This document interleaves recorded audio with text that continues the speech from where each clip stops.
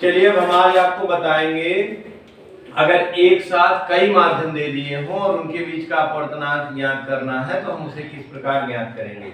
यहाँ हमारे सामने तीन माध्यम दिया गया है, विरल माध्यम, सघन माध्यम, सघन माध्यम, वायु, जल तथा कांच। अब हम पहला नियम लगाते हैं, जब कोई प्रकाश की किरण विरल माध्यम से सघन माध्यम में प्रवेश करती है तो क्या होता है कि वह सीधे न जाकर अभिलंब की ओर झुक जाती है। ये पहला नियम हमारा है। ये हमारा मान लीजिए ओ ए आपतित किरण थी तो ये अपवर्तित किरण ए भी हो गई और ये जो है एन डैश अभिलंब है। फिर दूसरा अभिलंब हमारा, अब यहाँ एक विरल सघन माध्यम से दूसरे सघन माध्यम में जाती है तो और अभिलंब की ओर झुक जाती है, इसलिए हम इसको पुनः सीधा ना ले जा करके और अधिक अभिलंब की ओर झुका देते हैं। बी से सी हो गई और ये इसका अभिलंब हो गया। ये भी हमारा अभिलंब n1 था, n डैश था और ये भी अभिलंब हमारा n डैश होगा। अब यहाँ देखिए, यहाँ तो सघन से सघन में गई जिसके कारण खिंचती गई, अब यहाँ से वह विरल में जा रही तो विरल में जाती है तो सघन से दूर हट जाती है। हमने अब देखिए हर जगह बताते जाते हैं। अब ये हमारा मान लीजिए आपतन कोण है, इसको हम व्यक्त करते हैं I1 से। ये दोनों चूंकि एक माध्यम है तो इनके बीच बनने वाला कोण R1 होगा।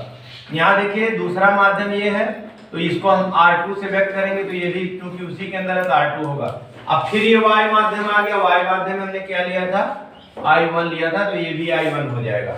इस तरह से हमने इनको इंगित कर लिया। अब हम देखते हैं एक माध्यम से दूसरे माध्यम में प्रकाश की चाल।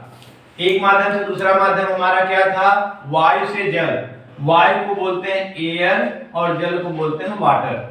ये माध्यम है तो ये क्या है, अब हम इनका मान रखते हैं। पहला माध्यम हमारा I है, दूसरा R है तो वो बना sin I1 बटे sin R1, समीकरण नंबर 1 बन गया। अब ये हम पहले माध्यम के लिए लेते हैं, दूसरे माध्यम से तीसरे माध्यम के लिए लेते हैं। 2n3 बराबर वाटर से कांच में जा रहा है WNG बराबर, अब ये हमारा माध्यम यहाँ sin R1 से sin R2 है, sin R1 बटे sin R2 समीकरण बन गया हमारा दूसरा। अब तीसरा समीकरण हमारा क्या है, 3n1 तीसरे से फिर पहले में आ रही है तो वो हमारा बन गया GNA बराबर sin R2 बटे sin I1। ये हो गया समीकरण 3। हमारा समीकरण 1 2 3 तीन समीकरण बन गए। अब इन तीनों को हम पहले आपस में जोड़ लेते हैं। कैसे जोड़ेंगे, 1n2 इंटू बड़ा जोड़ लेते हैं प्लस 2n3 इंटू 3n1, तीनों को हम आपस में गुणा करेंगे तो इनको हम माध्यम से जोड़ते हैं ANW into WNG into GNA।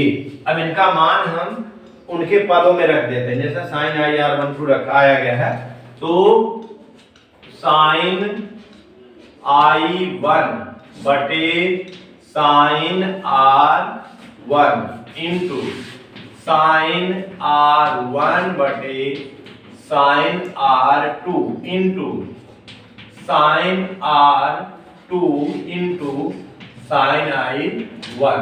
अब देखिए हम जैसे गुणा भाग करते हैं कि नीचे ऊपर जो पद समान होते हैं उनको काट देते हैं तो यहाँ R1 है, यहाँ R1 कट गया, R2 यहाँ R2 कट गया, I1 यहाँ I1 यहाँ कट गया तो यहाँ आप इसको लिख सकते हैं 1n2 बराबर, अब काटने का मतलब 1 आ गया तो 1 बटे 3n1, या इसको आप ऐसे भी लिख सकते हैं इनके पदों में ANW बटे 1 बटे GNA, यही इसका मान होगा। इस तरह से हम किसी का मान ज्ञात करेंगे, प्रत्येक का मान 1 रख के कर सकते हैं। इस तरह से ये है एक साथ कई माध्यमों का अपवर्तनांक ज्ञात करना। सेम नियम वही लगेगा, आप सिर्फ ध्यान इसका देंगे कि विरल से सघन में जाते वक्त उसको अविलंब की ओर झुकाना है, और अगर सघन से विरल में जा रहा है तो उसको अविलंब से दूर हटना चाहिए।